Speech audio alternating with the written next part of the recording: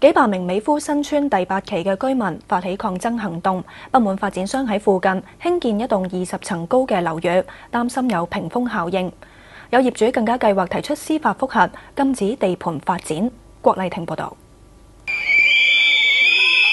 幾百名美孚新村嘅居民同埋業主包圍第8期對出嘅一個地盤，我哋去完成呢個創舉，又一齊瞓喺地盤對出嘅私家路上面3分鐘。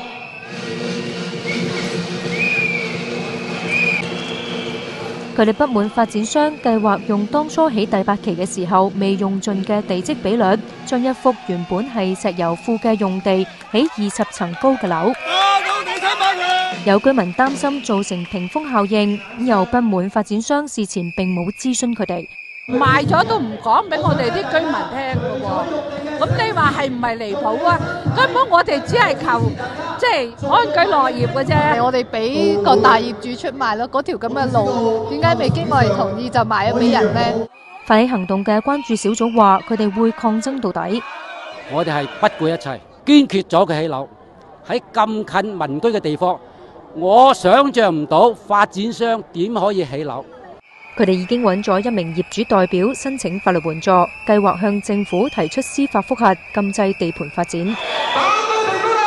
佢哋又圍住成個美孚新村遊行，呼籲村內其他嘅居民同埋業主響應行動。